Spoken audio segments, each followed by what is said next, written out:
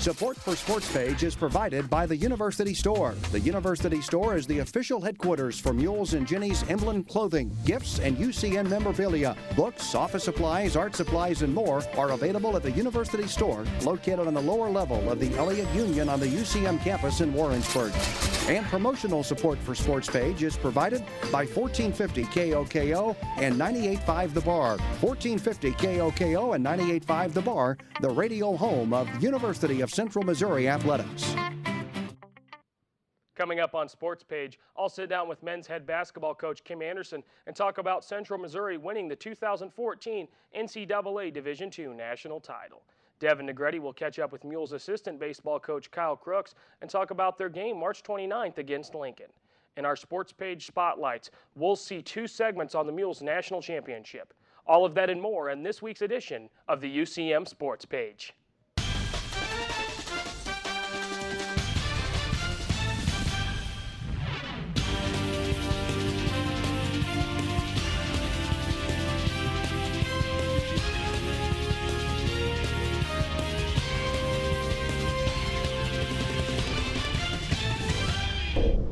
Welcome back to SportsPage. I'm Alex Greenlee. What a historic season for the Mules. Joining us now to talk Mules basketball is head coach of basketball, Coach Kim Anderson. Coach, welcome to SportsPage and congratulations on the NCAA Division II national title. I'm really glad to have you here. Well, Alex, it's good to be here. It's good to be here under those premises too. It sounds good. National champions, really proud of our team and the way they performed in the national tournament last week. And they performed well. And before we get started, I would like to say congratulations on being named the 2014 Shelby Sports Division II Bulletin National Coach of the Year. I'm speechless right now. I guess that means I got to talk then, huh? No, you know, it's a reflection. I get the award, and, you know, it's kind of like the quarterback, but it's certainly a reflection on so many people that have helped me through the years, and in particular this year's team who performed at such a high level over the last 6 games. And I'm honored to get the award, but certainly grateful to everyone that's contributed to it, you know, and my family and all the players that have played here, and of course our administration and all the fans and people that have supported us. Well, and you guys came into this game after a nail-biting win over Metro State and had 2 guys to prepare for this game. What were you telling your team coming into the national title game against West Liberty? Well, you know, we had played a really tough game on Thursday night against Metro State, the #1 team in the country. They'd won 29 games in a row, and you know, I think my first concern was to make sure that we kind of came down off that high, because you know, it certainly was a game that was a nail biter to the end, with a great play by Dalen Robinson to TJ White to win it. I thought our guys were extremely focused throughout the whole tournament, in particular after the game against Metro State. And you know, we had a day to prepare. Our staff spent a lot of time after the Metro game preparing for the West Liberty game. We had a practice on Friday. We had some video we could watch, and then we had another opportunity on Saturday to kind of go through some of their things. And you know, we developed a game plan that we thought would work. You know, you can always come up with game plans. The big thing is you got to execute them. And in the game against West Liberty, the first half, we didn't play particularly well. We got behind, but I thought we did a good job of kind of hanging in there, and we got ourselves back almost even at halftime. And then the second half, our defense was much better. We did a much better job of controlling them from penetrating to the basket, getting easy layups or getting fouled or kicking it out for a 3-point shot. We thought that was the key to the game. You know, they average 101 points a game. We don't average 101 points a game. That's not the way we play. So, you know, our big emphasis was to try to keep them in that 70 to 80 range, because we felt like if we could do that, that we'd have a great chance to win the game. And you know, ironically, that's where it turned out. You know, we scored 84, they scored 77, but you know, there was a little flurry there at the end. So, you know, it was basically a game in the 70s, and we felt like that point range would give us a chance to win. Well, and it did give you a chance to win, and you guys did get the win. Now, Dalen Robinson was named Elite 8 Most Outstanding Player of the tournament in the national title game. He had 21 points and was 3 of 5 from behind the arc. How was it for you to have him this year with this team and to win this national title? I'm sorry there's 3 questions in one, but I feel like it's relevant. Well, I'll just talk about Dalen. I think Dalen was a young man who came in, you know, he's a senior. He's what I call a one-year guy. And transferred from Texas Tech a year ago, where he had played some, not a lot, but he had played some minutes. I thought that Dalen got better as the year went on, and we always knew him as a talented scorer coming out of high school, going to junior college. I thought he became a more complete point guard, as evidenced by his play at the end of the Metro game when he gave the ball to TJ.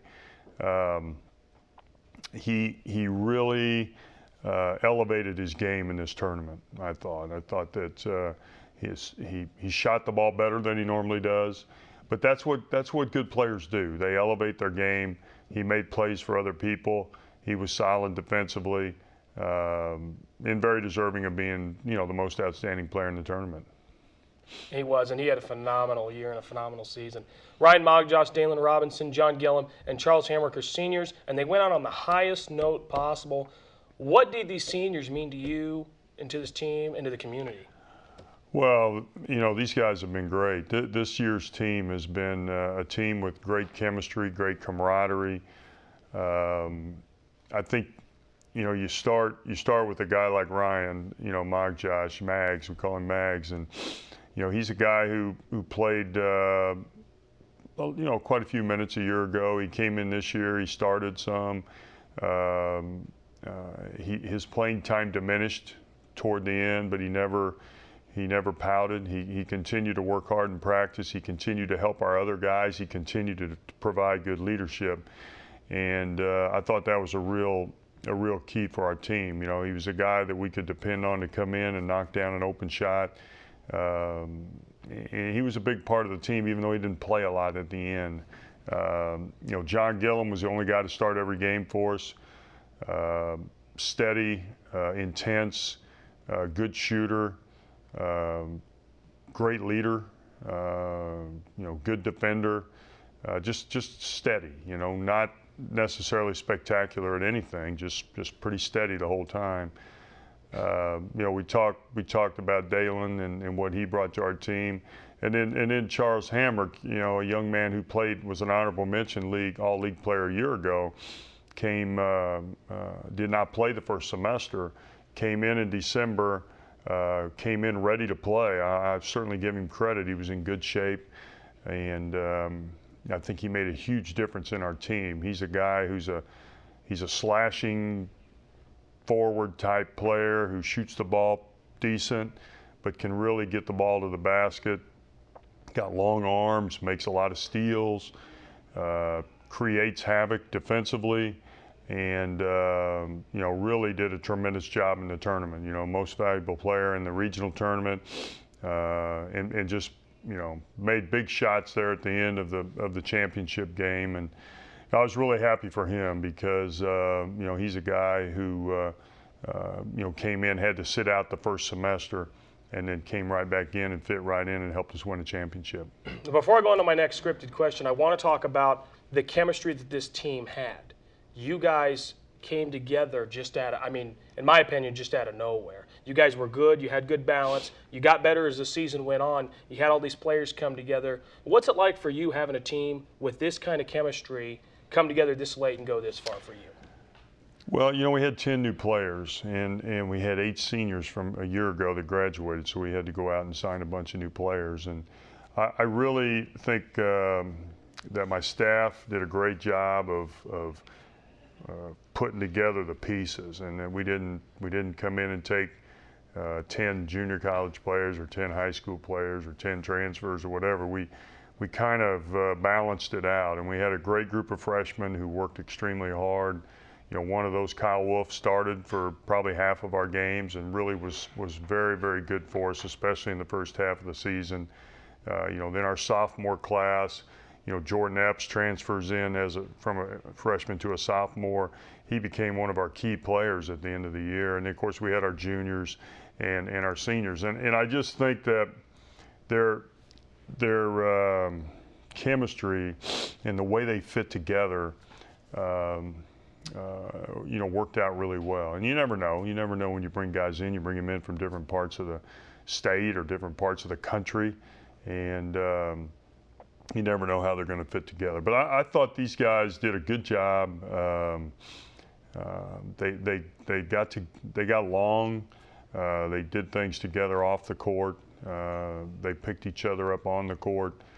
I think that was key. I really think that was important, that the guys who didn't play a lot of minutes were just as engaged and just as involved with our team as the guys who played all the minutes. And, not a lot of grumbling, more of, hey, what can I do to help this team win? And that doesn't happen every year, to be honest with you, and not just here, but other places. Everybody wants to play. And I thought the guys that didn't play did a good job of continuing to work hard and get better. And, the majority of them will be back next year and have a chance to play. And we'll touch on that here at the end of the segment. During halftime, you guys were down 39-37. You told your team to stop their penetration down low. What adjustment did you guys make for that to not happen? Cedric Harris driving the lane a lot. Yeah, we didn't have to make a lot of adjustment other than trying to emphasize it, and T.J. White, Preston Bruns, Dalen, all those guys kind of took turns on Harris. And, I think the key thing was not just the guy guarding Harris, but the guys that were helping. I thought we did a better job of that. I thought we did a better job of rebounding. I think it was just a total team effort. And it was an emphasis that we talked about early. To be honest, Alex, it's an area where we had struggled some during the year, but most all teams have struggled because of the way the rules are now, and you got to be careful about putting two hands or a forearm or whatever it is. And that had been a weakness of ours, having other teams shoot more foul shots, which is not really our deal. We usually shoot more foul shots, and this year it was pretty even. So I think just the emphasis. I just think the idea of, hey guys, we got to do a better job, and I think they decided, hey, we're going to do that. Got better help from the big guys, we were helping on screens and stuff. It just, I think it was, it was time to either had to do it or you weren't going to win, and I think they realized that. And that they did. They only held him. He was only 8 of 18 from the field, 1 of 7 from 3. He had a great game, and he was giving you guys a lot of trouble early on. Second half, he was definitely minimized. How are you able to minimize his impact specifically? Well, I think kind of what we talked about earlier. I think that, at halftime he had 14 points. And, we had talked about that, if he gets to 25 or 30, it's going to be hard for us to win. Just not only because he scores 25 or 30, but that means he's going to get more points for the other guys too. And we did a good job on him. They're an electric team. They're a team that can score quick. When we turn the ball over with 50 seconds to go up 3, you immediately think, oh man, they're going to knock a 3 no matter what we try to do. But fortunately we made good plays at the end, and we were able to win the game going away. You held the Hilltoppers 24 points below their season average. You said it yourself in the press conference. If they would have scored 101 points, you guys wouldn't have won that game. How was your defense so stout, especially in the second half? And I know we just kind of touched on that a little bit. Yeah, I think just the emphasis. I think we were pretty deep. I think we were able to throw different people at them. We didn't really do anything tricky or anything like that. We just decided that we were going to get down and guard. And at halftime they had 39 points, and quite candidly, if we'd have held him to, I thought that if we could hold him to 39 again, but do it in a little bit different manner, we could win the game. And like you alluded to earlier, if it got to 101, we probably weren't going to win just because we don't play that way. We maybe could have. We scored 98 against Southern Connecticut. and won. We beat Southern early in the year, scoring 97, so we could play that way, but that's just not the way we play. And the way you play got you guys that national title. You guys shot 11 of 21 from the three-point line, while holding West Liberty to 8 of 29 from three. How was your perimeter offense and defense so good? Well, you know, I think that from the defensive end, I really think we did a good job of contesting the shooters, getting out to them. And they missed some shots. You know, I mean, that big game, they missed. You know, they didn't knock them down. Whether we had something to do with that or whether they just missed them, I don't know. But I do know what the result was, so that was good. From an offensive end, I think our guys were pretty relaxed. I think we got the ball to the shooters. They got good looks. You know, John got good looks. Preston got good looks. You know, Chuck got a great look there late in the game to essentially put us up 5 or 6 or whatever it was. You know, I just think we did a good job of executing offensively. We did a good job of getting into their defense and then getting the ball to shooters, and something they were trying to do on the other end. And our guys made shots. And you know, we can always talk about all these tricks and all these plays. You know, the bottom line comes down, you got to make shots, and we did. We made 11 out of 21, which is phenomenal. You know, in a national championship game, it's even better. That's very true. With the clock ticking down, Dylan Deck made 2 critical baskets for you in the final 4 minutes. Deck went to the line and made 2 free throws with 34 seconds left to put you guys up 80-75.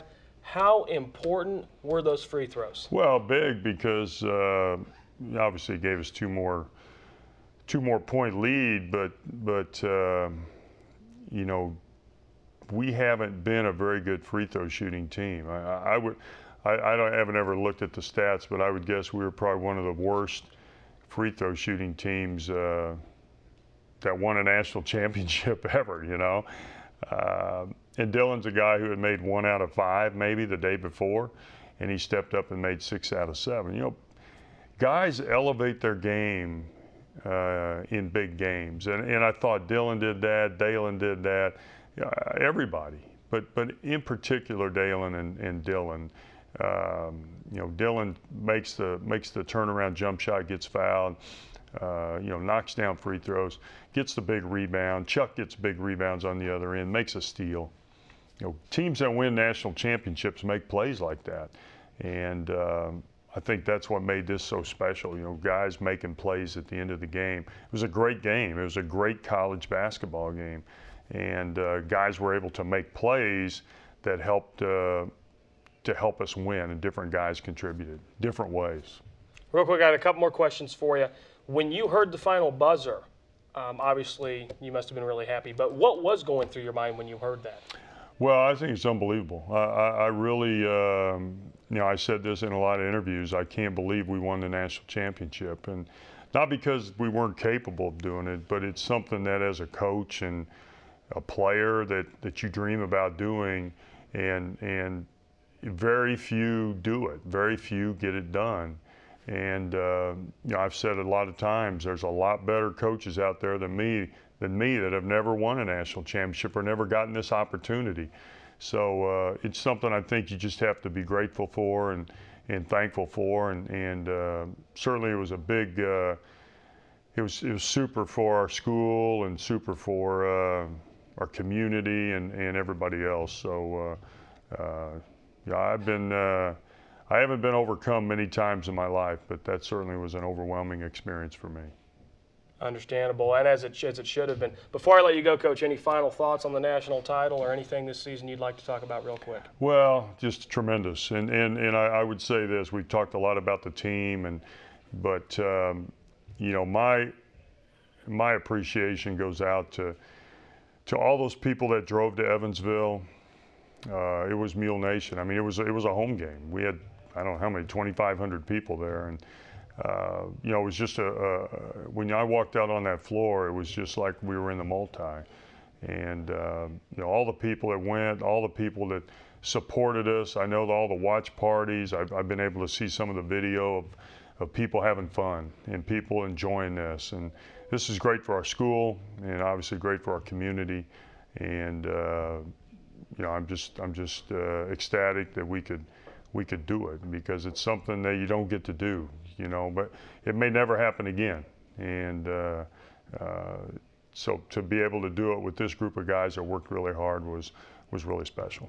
Well, Coach, I thank you so much. Congratulations again. I wish you the best. All right. Thanks, Alex. You betcha. Up next, the 2014 Mules National Championship Spotlight. Don't go away.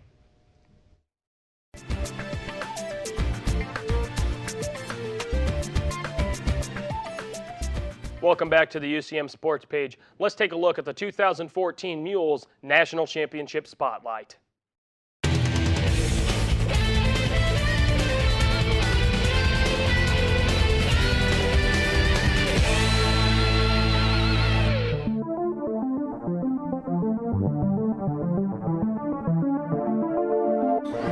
I'm here at the Mules pregame party at the Sportsbook Bar and Grill in Evansville, Indiana. Let's see how pumped and excited the fans are.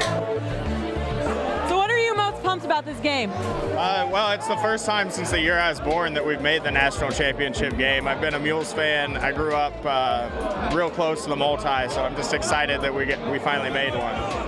I see, and nice paint job. I gotta say, who do we give the compliments to? It's actually my father, Russ Brockway Jr. We used to do this every year when I was in college for the MIAA tournament.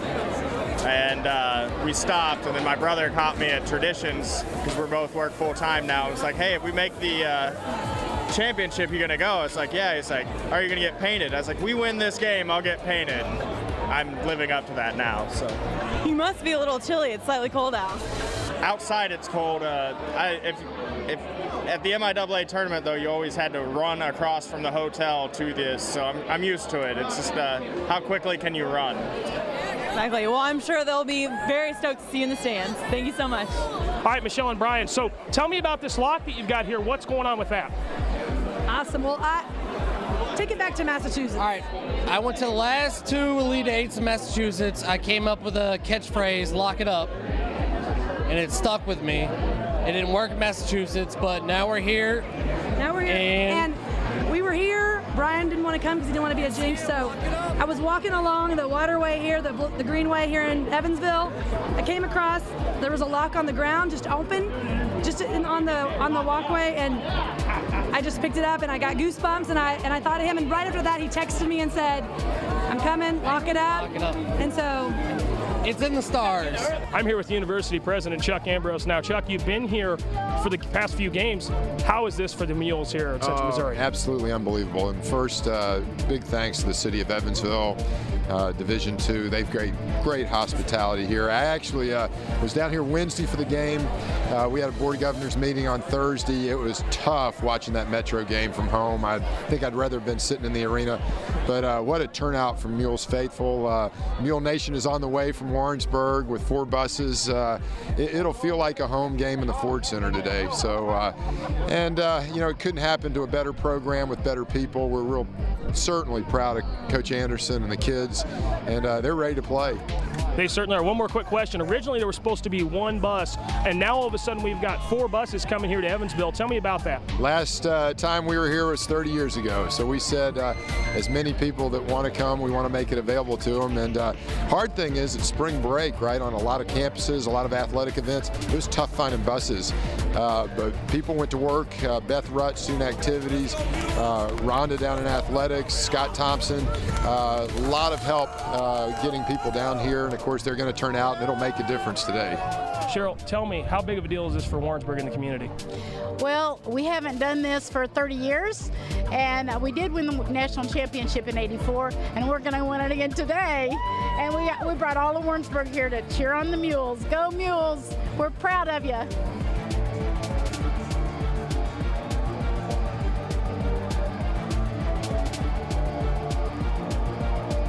I'm here at Dalen Robinson, and Dalen, you had a fantastic night. What a way to go out as national champions. What's going through your mind right now? The feeling is, can't put it into words.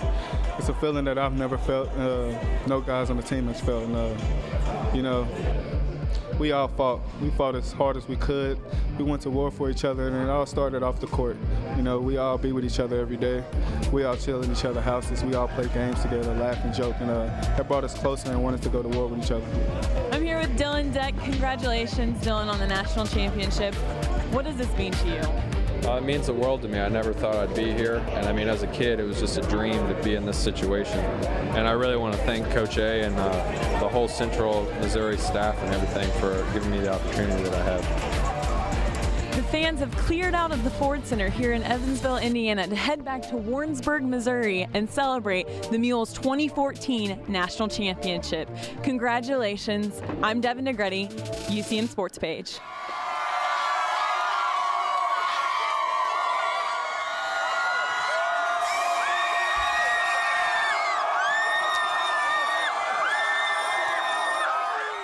Congratulations, Mules, on your national championship. We'll have more coming up after Devin sits down with Mules assistant baseball coach Kyle Crookes. Stay tuned.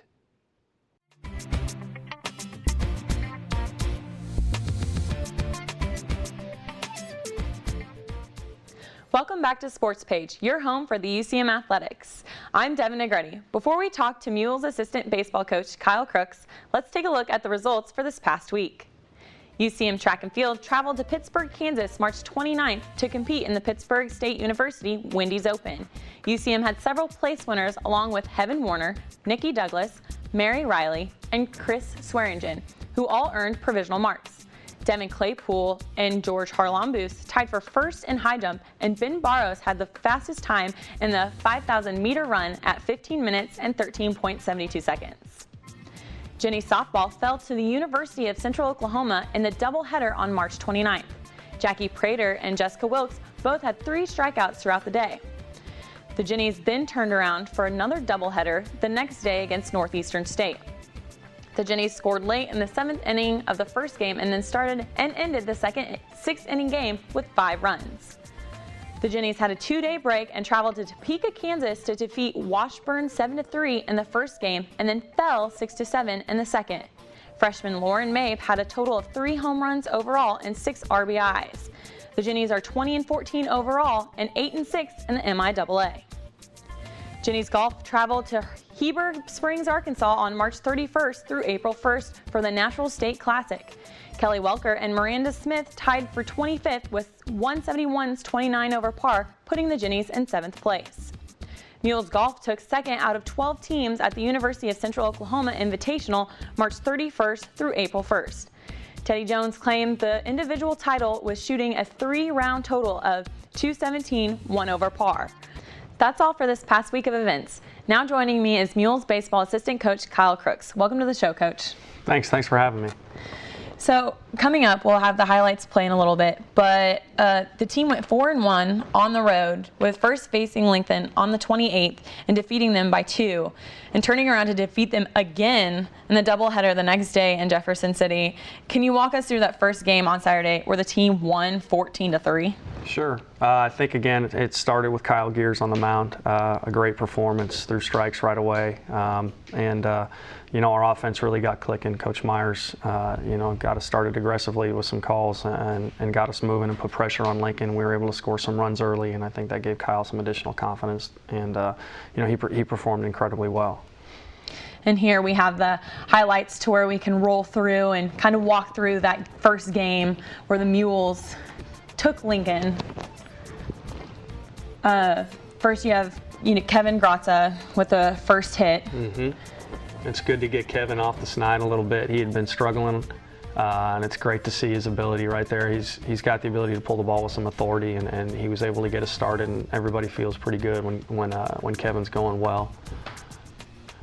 There's Brad walking, which he's prone to do. He's probably got the best idea of the strike zone, maybe, certainly I would imagine, on the team and probably around the game in general.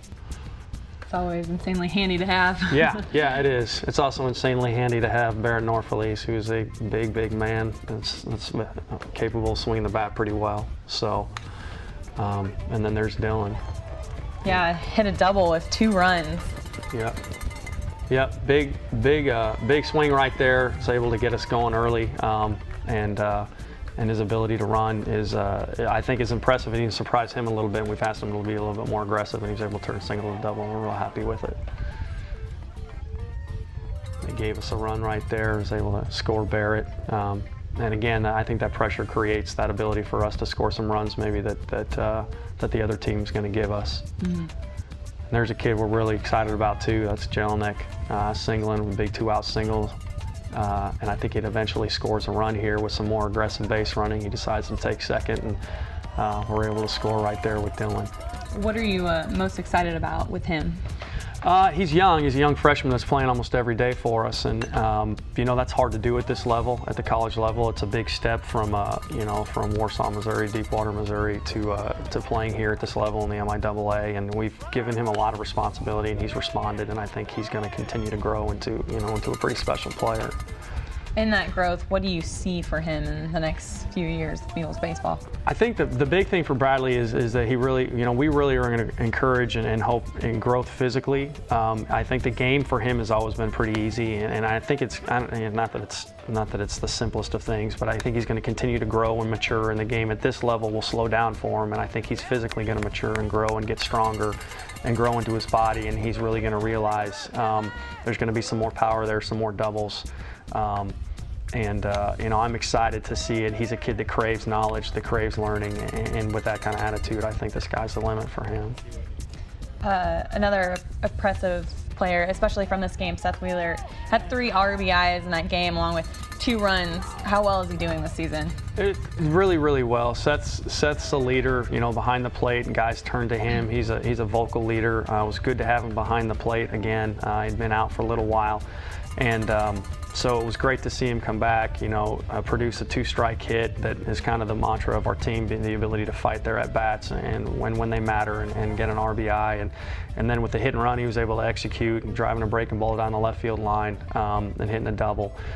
So it was great to see Seth come back and do that, and I think we're a better team when he's swinging the bat well as well, but we're always good with him back behind the plate. He gives our pitchers a lot of confidence. And speaking of your pitchers, Kyle Crookes, as we've mentioned him, what an outstanding player. He's improved this season, 4-2. What else can you expect from him? You know, it was a big start for him. Kyle's been terrific. He's competed his tail off for us, you know, as a conference starter all year up to that point. But that, to me, was the best outing in terms of how he threw the ball. He made a slight adjustment with hand positioning and his arm slot. And I think that improved all 3 of his pitches, and especially his breaking ball. So the ability to make that adjustment during the season, I think, is going to create some better things for him even still going forward. He's a tremendous competitor. He's a great kid. And he's got a lot of ability. And so that adjustment, and I think how he threw the ball against Lincoln, we look for more of the same. After that game, after that 4-game winning streak, the Mules fell to Emporia State. They had a strong 7-inning lead, but ended up falling later in the bottom of the 9th. What happened in that final stretch? That was a little painful. You know, I think we gave away some opportunities to stretch the lead. It was 3-1. It probably should have been 5-1. We didn't execute like we normally do offensively. That we, you know, kind of how we did against Lincoln. So we left some runs on the board that we should have had. So going in 3-1 against a good team, that gives them some momentum. Their best player, Dean Long, you know, really hit the one bad pitch AJ made, and that tied the game up. And then in the 9th, we made some mistakes defensively that against any good team are going to hurt you. We made an error. We walked a couple guys and really put ourselves in a tough position to do much to be able to prevent the run. And as good as Zach Davis is, he got to a 2-strike count with a really fast base runner in Levi Parker, and the kid did a good job of making contact and hitting the ball on the ground, and we were unable to prevent the run from scoring. So yeah, I think we really outpitched them. I think the pitching staff did a tremendous job.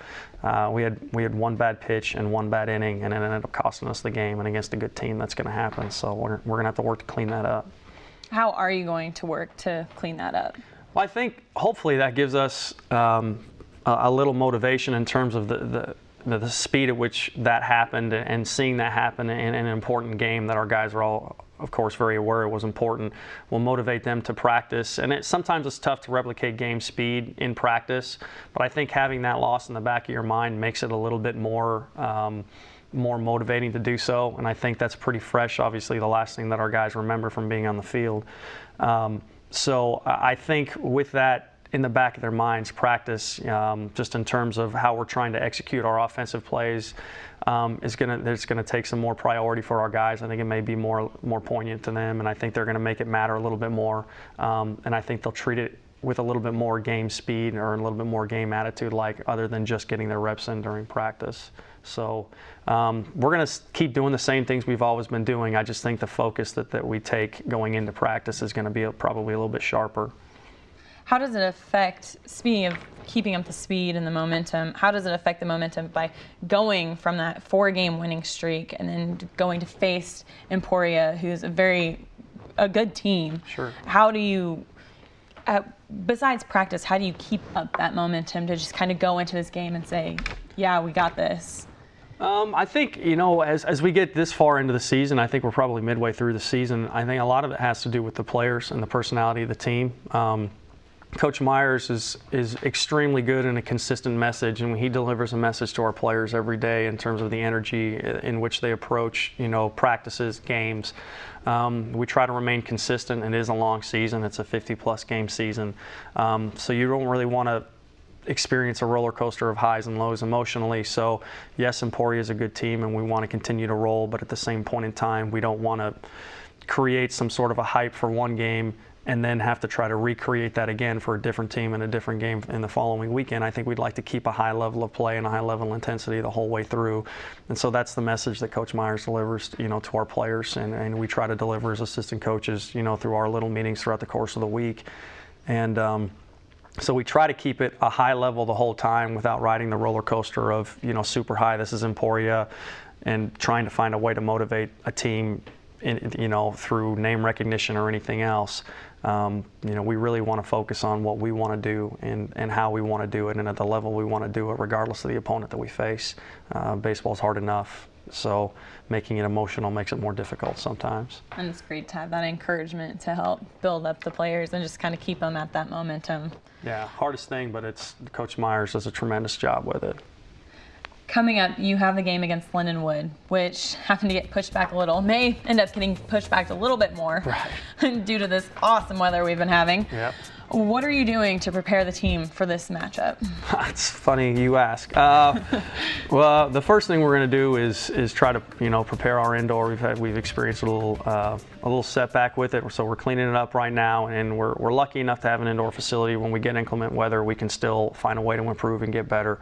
And so we're going to have to be a little inventive. But we're used to this with the winter going in, and we start our season in February, and typically there's snow on the ground, so we have to be inside anyway. So this is nothing new for us. We'll go inside and we'll try to replicate those game reps and the things that we need to improve upon from Tuesday's game inside, the indoor facility that we have located on our field. And I think a lot of the credit and a lot of the responsibility is going to fall on the players now to make sure that those repetitions are meaningful. We're into a place in the season now where they know how they should be preparing for a game, and they know what it feels like to prepare correctly, and they're going to have to do that again. And it's going to be challenging because you don't have the game reps outside on the field to do that, but they're aware of how to do it. They're aware of how to prepare themselves, and so we're not going to do a whole lot different than we did preparing for our first games of the season where we were inside. We're going to take a lot of swings. We're going to talk about what we want to do. Our pitchers are going to throw, and they're going to continue to throw, and Coach Reller's always got inventive ways of getting them to compete. We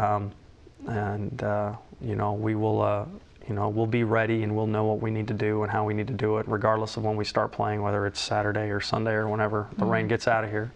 How much will it affect? Because I know some indoor facilities throughout the athletic department are flooding. Will it push practice at all, or prevent the guys from doing anything that they do out of normally, or for these games coming up? The schedule's changed, the routine's changed, I think, a little bit because of the severity of the weather. So there are, the routine's going to be probably a little bit different. I'm sure there's probably going to be some questions following this right here that I'm going to have to field. But again, I think we've got everything that we need. We're just going to have to put our heads together as a coaching staff and figure out what the best move from this point forward is in terms of getting into the indoor, getting it prepared for us to be in there and taking our reps. We should be okay.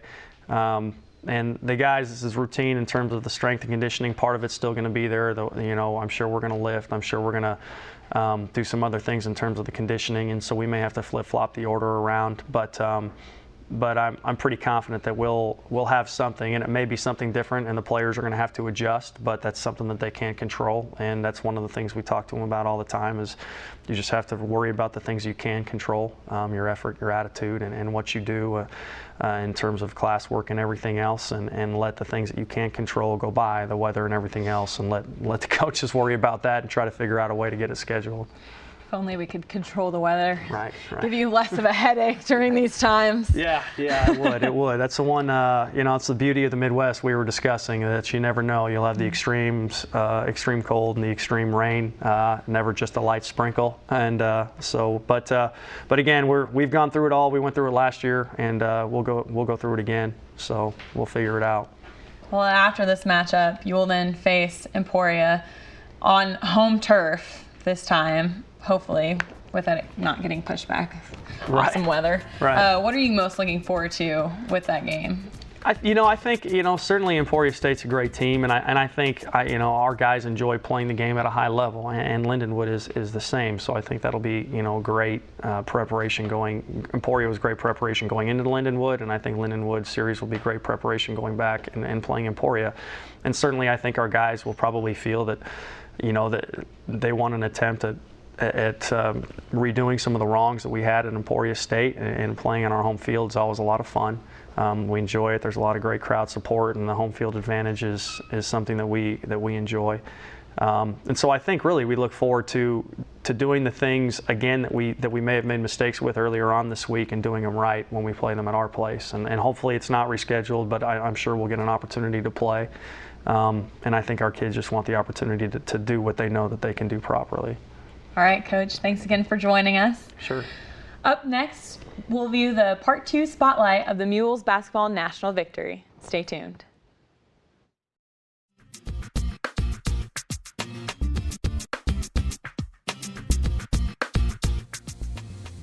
After the Mules had their triumphant win on Saturday, the university hosted a parade and pep rally to celebrate the 2014 NCAA national champions. Let's take a look.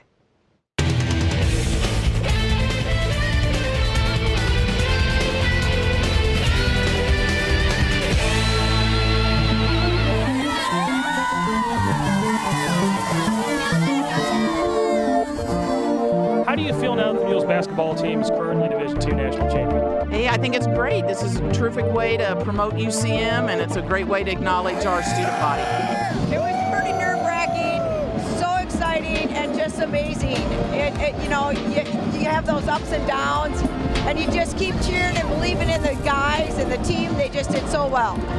First of all, they competed really well, and they were classy all the way. And to win shows that right here in the Heartland is the home of basketball, and having a national championship here is special to all of us. And I'm really proud of these kids in the program and everybody in our state. Hey, I tell you, this is big stuff. Division I has their stuff. Division II, if you just look at the crowd tonight, is a lot bigger, a lot more local, and a lot more ownership in it for the fans, for the community, and certainly for our students. I'm kind of with Coach Anderson. My feet haven't quite hit the ground, but when I saw Warrensburg, Mule Nation turn out like they did today, with the excitement about not just winning basketball, but about what this university means to them, it's awesome. And it gets you pretty emotional to think that the relationships, the meaning, we told the team as they were getting ready to play on Saturday, take in every moment because you're going to remember it the rest of your life. So, universities have memories too. We'll remember this the rest of our life as a school. Where were you and when were you watching the game? I was actually at home in the living room in a recliner with my Pepsi, sitting there watching the whole game. We were actually at the game. It was so much fun. It was awesome being there and being part of history. At home at the apartment, watching on the big screen. I watched it from home. It was great. It was intense. and the clock just couldn't move fast enough. I was about 10 feet from behind the bench at the national championship. What was the most memorable part of the game, of the championship game for you? I'd say really about the last 3 minutes of the game, I thought were the most tense and also the most exciting. And I felt like after the team had the opposing team made a run, you could kind of see like, oh, what's going to happen. But I think the crowd and the enthusiasm there put the team over the top, and they knew they could do it. Well, I couldn't sit down. I got concerned with about 50 seconds to go when when the ball went out of bounds. I just got nervous, and then they just closed them out. It was just interesting to see how after a long season this team was just not going to be denied. So it was a very emotional game, but one in which the best team won. This national game is to have done it again. And so excited for someone as humble as Kim Anderson. And I think he accurately portrayed himself as he was just the conductor of the orchestra. It's a great event. It is special for our community. It is special for the campus. Which part do you remember the most? I think definitely the end when we won and like just the confetti going down on the court and like all the basketball boys just like cheering, and it was just so much fun. It was a great moment. What do you think winning the championship means to UCM? UCM, it means we're headed in the right direction. We got it together. Well, you know what? There's so many good things happening at UCM, and you know, we talk a lot about choosing red. Red really means a place that cares about you. We keep our costs low so college is accessible. It's an incredible value on the outside because when you leave here, your degree means something. This kind of experience is a great way to tell that story, and hopefully more people hear it. You know, athletics is it's a great sense of community, and this is a way to kind of wrap our arms around folks and let them know this is a special place and you ought to take a look at UCM because there's a lot of great things happening here. You can do a lot of things, but getting 3.1 million people watching your university on national TV is hard to do. And I think it's just another step, just like when the president was here and talking about the Innovation Campus. As Coach Anderson said, a lot of good things going on in Warrensburg. We're nice to be here for part of that today. The last minute in Evansville, and you pull for your kids, and you get really attached to them being successful. But that was the last 1 minute of basketball Mule Nation could ask for, because the ball kind of bounced our way. They held their poise. Not only does this team get better every game they play, but the more the pressure went up, the more poise they found. You know, and that's what you want. That's what wins a championship. And I think it all comes from Coach Anderson and Brad and the staff. And go figure, our last national championship was in '84. We scored 84 points in Evansville. Hopefully it won't take us 30 years. Congratulations again to Coach Anderson and the entire basketball team. Up next, Alex will give you the rundown on all the upcoming Mules and Jenny's events. We'll be right back.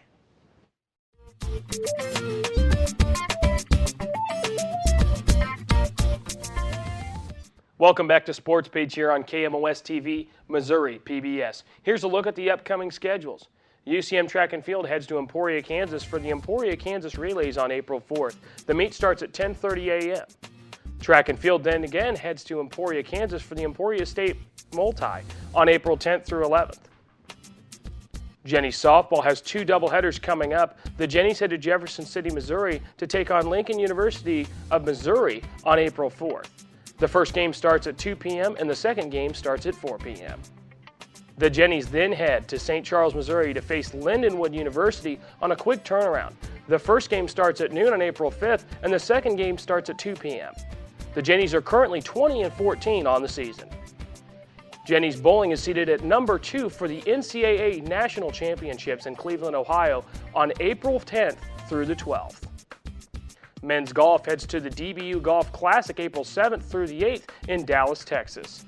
And women's golf heads to the Upper Iowa Spring Invite on April 5th through the 6th in Wayne, Nebraska. And with that, we conclude this edition of the UCM Sports Page. Make sure to tune in next week. Until then, for our entire crew, this is Alex Greenlee and Devin Negretti saying thanks for watching the UCM Sports Page here on KMOS-TV, Missouri PBS.